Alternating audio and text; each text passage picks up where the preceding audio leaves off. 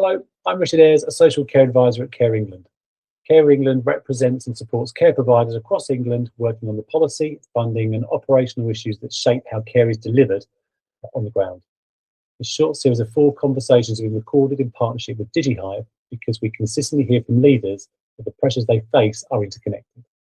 Financial sustainability, quality, time and workforce challenges do not sit in isolation.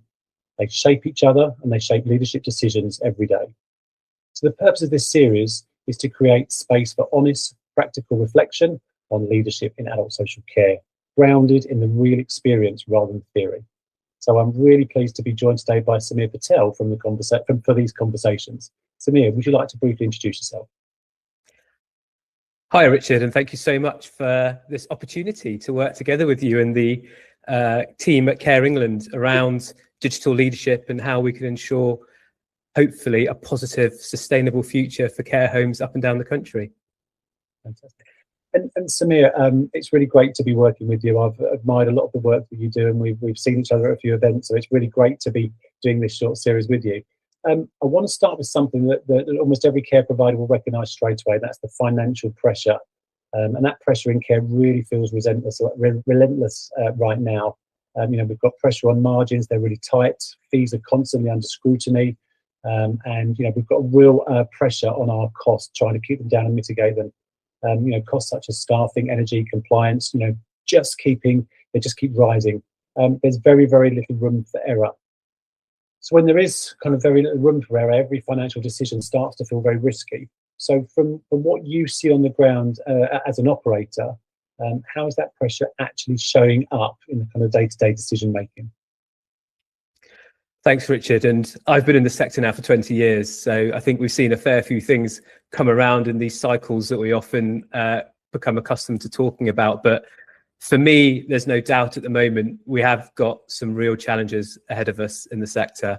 And as you say, I'm very fortunate that not only am I so privileged to be able to help other providers through the community at the DigiHive, but having skin in the game by having 3 services down here in Hampshire that we own and operate as well, really does keep me grounded in terms of those on the ground challenges that providers feel every day, because I'm seeing it with my teams as well. And I think what's important to acknowledge initially is that this pressure is actually real. It's not just us being irrational or being over the top. I feel that at the moment, the way that the sector is moving, it is challenging for us as providers. And this pillar that we speak about in our DigiHive community of profitability and profit really, really is vital. And I think it's one of the areas that as providers we have to look deep into. And it's not a word, profit, that I feel we should continue to maybe think of as a dirty word. It's a word that we as providers have to acknowledge and we have to be so aware of, because ultimately, if we're not profitable, we're not going to be around to support the wonderful residents we have the pleasure and honour of supporting. So, I don't think there are many care providers up and down the country that are looking to buy holiday homes in Bermuda and Barbados. But what it actually is about is reinvesting in our services so we can maintain that quality care that we all strive to deliver on a daily basis. So that's, I think, where we are at the moment in terms of a sector up and down. But as leaders, I think it's also really important to acknowledge that we aren't reckless as leaders. I think we are so ingrained in delivering this quality care that we want to be able to deliver to our residents that we're just cautious, and we want to make sure that any investments that we make are really going to be as impactful as they possibly can be. And I think one area that has maybe been overlooked in the last 4 or 5 years is this investment in technology, where there's this drive to become more technologically proficient in our services. But actually, are we seeing a return on that investment? How are we trying to translate that into being more profitable? So it's a really fascinating area that we have some amazing conversations around in the DigiHive. And as leaders, I think, it's not something that we don't want to do. I think we want to invest, we want to adopt technology, but I think it is important that we don't overspend.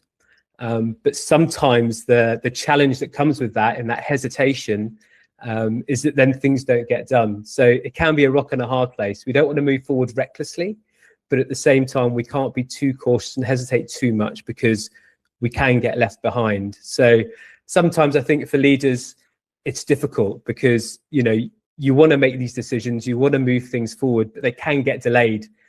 We often hear about kicking the can down the road or kicking it into the long grass. But I think what's wonderful about the DigiHive community is that this sense of community and peer learning is vital. And there's always somebody who's that little bit further down the road, who's already started kicking that can and has probably made a few mistakes down the road. And I think that's probably where I fit into my journey in digitisation in the care sector. We were fortunate to start digitising our care services about 15 years ago, but I made a lot of mistakes. So that's where the passion comes from, in terms of making sure with profitability. I don't want other providers to maybe lose some of that money down the line recklessly, as I have maybe over the years.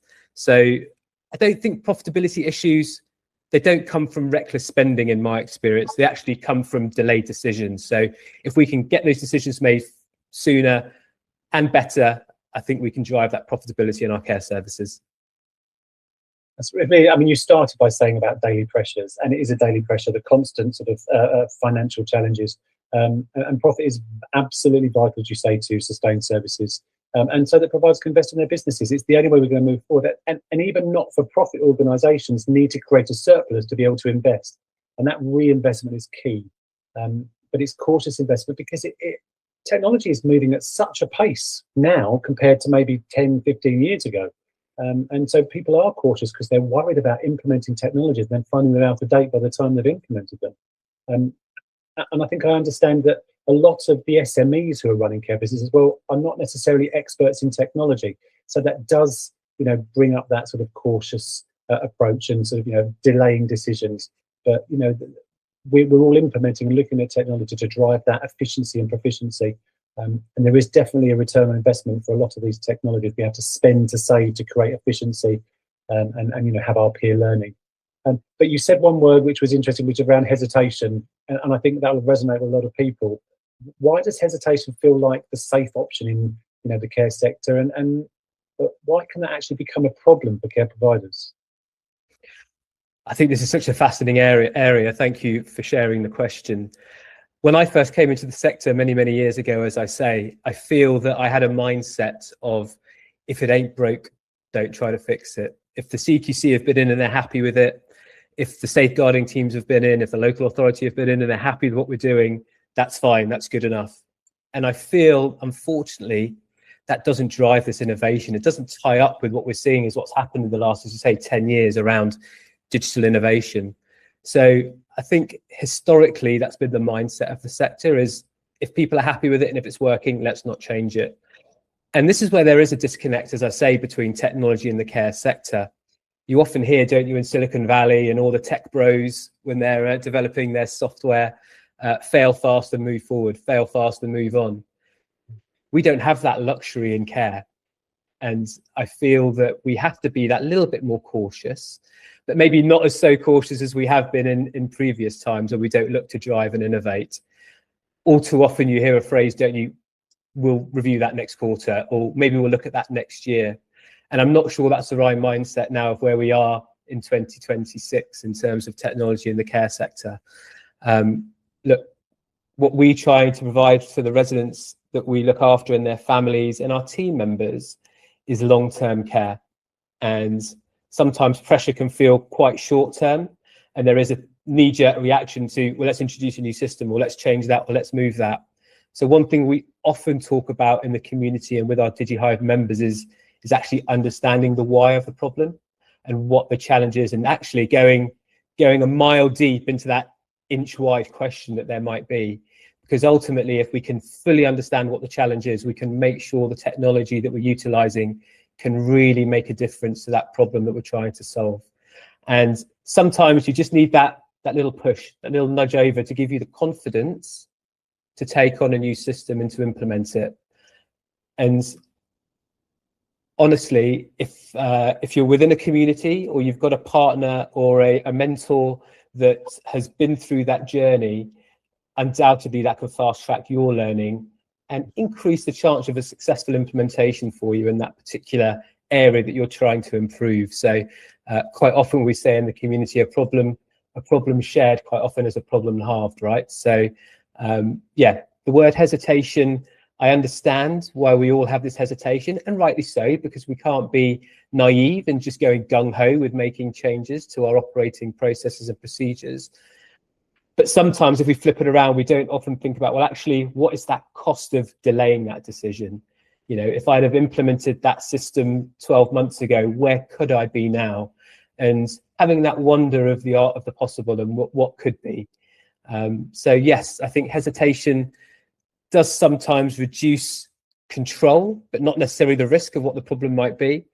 But I think, as I say, if we can, as leaders, really dig deep into the problem and understand what that is, that can definitely help us. So hesitation really, it does feel like a responsibility, but over time, I think it can quietly erode the confidence that we have and the control we have within our organisations and our care services. Fantastic. I think that analogy of if you do what you've always done, you'll get what you've always got is a great kind of backbone of the care sector, because that's what we do. We are very traditional, and we're quite slow to adapt technology compared to a lot of the. But I think the last 4 or 5 years we've really shifted that, and we're now working in a very, very different way to the way we've done before. But we're not quite there with the tech sector. As you know, we don't have that luxury of making a mistake and moving on quickly, because actually it can affect people's lives. So we're in a slightly different situation, but it's a real contrast, one versus the other. We're opposite ends of the spectrum. And change isn't easy either, is it, Richard? You know, to change things, we get set in our ways, to start and build a new habit, to change the process of what our teams are used to working with. That's not easy. And we'll talk about that in another pillar when we talk about people and the importance of that. But, you know, in terms of profitability, I think if we do want to remain relevant, we want to remain profitable, we have to have an innovation mindset, and we have to be open to the art of what is possible, as you say, in terms of driving those efficiencies for our services. Absolutely. But, you know, we've also got a regulator that we've got to try and convince when we're making decisions. But understanding the why, really getting into the challenge, I think is really, really important. And I think that's where DigiHive peer learning really adds a lot of value, because you can learn so much from each other's failings and mistakes so that we don't all have to make the same mistake. And Martin, our CEO, Professor Martin Green, he has a great analogy around the CAA. And when there's sadly an air crash or an investigation, the CAA sits above everything and shares that learning with everybody, so no one else has to make that mistake. And we've got to do more of that, which I think is why the DigiHive is a really great forum to allow people to actually share those experiences in a safe place so others can learn from it. And I think another thing, one of the things providers often tell us is that they don't need more theory. They need something practical they can actually use. I know you mentioned before that you've changed how you think about financial decisions. What did that look like in practice? Yeah, I think quite recently, and even in the past, I think it's been vital that we have to change our mindset about what we look to adopt and what we look to do. And I tend to, as I say, follow almost a 3-step framework when trying to assess where we are. We're trying to solve a challenge. As I've mentioned earlier on, that first step is really getting really clear and getting the utmost clarity I can on actually what the problem is. All too often we think the problem is maybe around occupancy, for example, that we're not getting driving enough occupancy. But when you dig deep down, actually the problem isn't the occupancy in your home, it's the fact that the show-arounds maybe aren't quite as optimized as they could be when you're touring a family around the home. So I think we have to take a really good wide look at, you know, where some of the challenges are, and then, as I say, deep down on that. But that, again, it takes time, and it takes us not to be in a negative mindset or a restrictive mindset or a closed mindset. We have to be open to actually see where some of the challenges are. So getting really clear on what the problem is vital. I think also being visible on the floor as leaders is so important, so you can get that understanding of where the problems are, and also understand maybe where the consistency, which I think is a really important word within care, maybe where the consistency isn't quite at the level where we want it to be. And I think once we get clear on that as a first step, that's really, really important. I think another area that I've learned to bring into my framework of making decisions is around actually, well, what's the cost if we don't take action? What is the cost if I don't course something that might come into place in the next 6 months or 12 months? where will that actually leave me in 2, 3 or 4 years time if I don't do it? So that cost of inaction, sometimes I think, as I say, we get comfortable with where we are. So having that slight shift in mindset around what's the cost of if I don't do anything in the circumstance. I think also, yeah, go on. No, that's a really important point to make, because the cost of inaction should always be a decision, not something that happens. I think that's what's really important. It's okay, but you must make sure it's a conscious decision to do nothing rather than doing nothing and just letting something else happen. Sorry, I interrupted you. Yeah, there's this the mission creep, I think, is the phrase that often comes to mind, and we can't be not in control of what we're trying to our own destiny in terms of our service. We have that privilege, and I think it's important we don't just let that slide. I think the third part of that framework of questions that I might ask myself is, actually, can we start this in a smaller way than thinking I've got to roll this out across all, in my case, 3 services, but I'm sure there are providers out there, as we know, with 5, 10, 20, hundreds of care services. Can we maybe do this in a smaller way without the full commitment? But actually that small pilot or that small bit of learning can be vital then in terms of scaling and rolling out a particular problem resolution that we might need to be resolving in our care service. So I think, as I say, you mentioned the peer learning there and that community aspect of things. It is so important, because I think that gives you that confidence of asking some of those challenging questions from people that are already leading the way and have already faced some of those problems that you're probably thinking about. But I don't think we need perfect certainty, Richard. I think that if we can find a sensible way to reduce risk, but still move forward, it's very, very important for us as we enter this next phase over the next 3 or 4 years in the care sector. Yeah, I always was similar things to the arcade game Whack-A-Mole. Is when you're suddenly looking at a problem or causation, then you can think what you whack one mole down, you think, well, I've got it now, I've got this under, and something else pops up over here, and it really is understanding that kind of causation and understanding what is the problem I'm actually trying to solve, the root cause analysis. But it's so easy to go down the rabbit holes. What's the primary issue? What's the underlying issue? It's quite difficult sometimes because everything's so interconnected. So really trying to drill down on what that problem is that you're trying to solve, I think is important.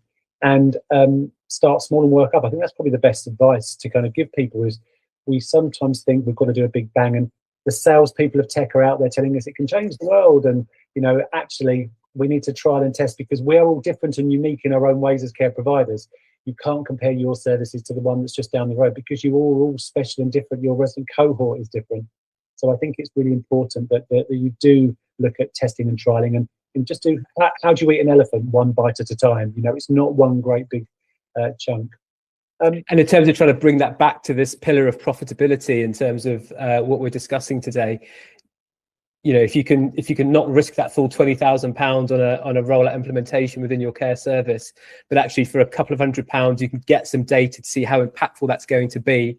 That's amazing, right? So if we could potentially save that cost by not making the mistakes of rolling out too soon, that could be hugely impactful for our profitability, because we don't have that £20,000 lying around just to waste in the care sector, do we, unfortunately?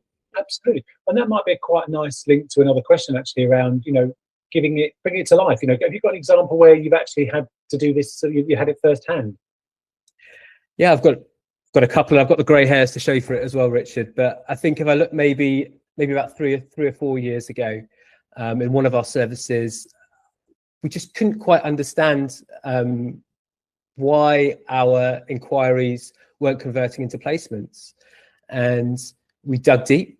We went that inch wide and mile deep into what was happening to try and get a better understanding with the entire team, not just me sat in an office thinking we've got to sort this out, but actually spending time with the team trying to understand.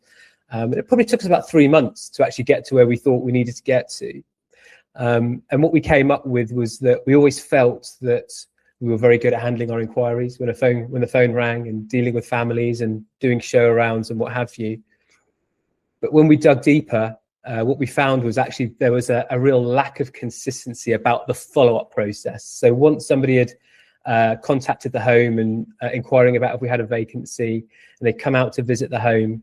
You know, we weren't as proactive as probably we could be or we should have been in terms of making sure that we were doing the best we could to convert that into an admission to the care home. And we didn't have any visibility around what a potential pipeline of inquiries looked like coming into the services. And we were very much relying upon our email inboxes and very much relying upon memory in terms of, oh yes, that person that came 2 weeks ago, Mrs. X, this is what they were after, and their mother was in Y hospital, and yeah, we should really follow that up. So we invested in a CRM system, which again is one of those things that maybe we don't think too much about as operators, especially smaller operators such as myself. But for the cost of £200 a month now, it's transformed our occupancy. And you know, we've probably increased our occupancy by about 13% across the board over that course of 3 years. And that has not just because we know exactly where our inquiries are coming from, what is converting, making sure we're following up in the right, appropriate way that fits with our values and what we've set out clearly as a team. But also what it's allowed us to do is to really make sure that the residents that we're attracting and where they're coming from, understanding where those inquiries are coming from our advertising. So I don't think that's necessarily what most people think about when they think about care tech and technology. It's not necessarily exciting, it's not hugely transformational, but it has been transformational in our path. And it's, you know, to increase your occupancy by 12% is, you know, not bad at all. If we're going from 85 to nearly 97% occupancy across our services, has been, as you say, transformational. And what it's also allowed us to do that we didn't think it would, it's reducing that time between the time of when a room becomes available and refilling that room. We're so on it with the process now and the systems and the clarity by utilizing that technology that we've gone from maybe taking 2 weeks to refill a room. It probably only takes us about 7 days now to refill a room. So in this age where undoubtedly residents who are coming into our services are not with us as long as they were 15 years ago, that length of stay for a resident, you know, that's an all important area that we've been able to optimize, as I say, from 2 weeks to a week, in ensuring our occupancy actually increases when we look back over the course of a year by really honing in on actually how quickly can we get residents moved in. We've utilized technology to help us do that. Yeah, that's a great learning. I mean, inquiries and leads have never been more important. I think, you know, those funding their own care, the self-funders, they're absolutely key to our sustainability as a sector at the moment, because we know there's so much, you know, underfunding in terms of local authority and NHS funded clients, but also from a lead management from a local authority and NHS perspective is equally as important, because it's all revenue coming in, and there's 40,000 empty beds out there in kind of care currently. So if you're not going to take them, if you're not on it, someone else will be. And we've been down a similar route ourselves at Care England on the CRM route, and you know, they can be a minefield. You know, data that you get out of a CRM is only as good as the data you put into it. So you can't just buy any CRM. You've really got to invest and understand what a good CRM is. But I met someone in the early 90s who said, like, if you don't measure, you can't control. And I think that's really, really important. Really good data helps you make really good decisions. If you don't have the data, then, you know, we're incredibly busy. We don't have a lot of time to focus on stuff. But when there's something flashing over here saying data's telling you a story, you can act on it. But a 12% increase in occupancy, that's phenomenal. That's really fantastic. Yeah, it's been transformational. As you say, those ping, dings and rings can be really off-putting, can't they, with all the devices we have and all that coming through. But I think the interesting thing for me was that actually the outcome that sort of story or that journey gave us was the importance of visibility, as you mentioned there, the importance of consistency, which is obviously what we were lacking in terms of those inquiry follow-ups, but also empowered the team. And I think that's something else we should think about with technology. How can we use the technology to empower the members of our teams to take ownership of stuff so that they can drive that consistency that we want? So, you know, the value wasn't necessarily the tool. I think the value for me in that CRM journey for us, as you mentioned with Care England, was the clarity it gave us about knowing where to focus our attention and how best to move the needle for that marginal gain that we always want to make. So I don't think the system necessarily made me a better leader or my care home managers a better leader, but the clarity, I think, was really, really vital. And you just remind me of something, but I think the average age of our care worker is around 50 something. 50% of our workforce is over the age of 45, I think it is, I wrote down. So, you know, I'm of that generation, and I did not grow up with technology, so it doesn't come firsthand to me. But we have to be mindful of that. You did talk about sort of leadership there, and I think that's probably a great place to go to. But from your experience, what are the most common mistake leaders make when they're under this kind of financial pressure? I feel that as a sector, we're almost in constant firefighting mode, right? There are always challenges, and I often speak about the registered managers in our services, and that is a role that is so challenged, and they have to be so proficient and skilled in so many different areas. So it leads back into this piece around, you know, certainty and hesitation. Quite often there's never the perfect time. I mean, timing is so important, and planning, but I think waiting for the perfect time and waiting for certainty is not a luxury I don't think we have in the care sector, unfortunately. So I think that's the first thing as leaders we have to think. There will be no dead certain perfect time. We try and optimize when is the best time to do something and try and make sure the team is fully involved and fully around and fully on board with the transformation that we are trying to make. So utilizing our people in that transformation, again, is one of those pillars we'll talk about later, but is vital in ensuring a return on investment on that technological investment you're going to be making. I think the other thing as leaders is all too often, because we are underfunded as a sector, it's not just a case of looking at what that monthly cost might be for that new piece of technology, but actually looking at what impact it can deliver over a period of time. You know, use that example of the increase in occupancy for our services. I mean, the impact for us over time has been huge. The ROI would have been huge. So, you know, that £200 a month at the time, I was probably going, Samir, as a business owner, can we afford that? Do we really need that £200 a month?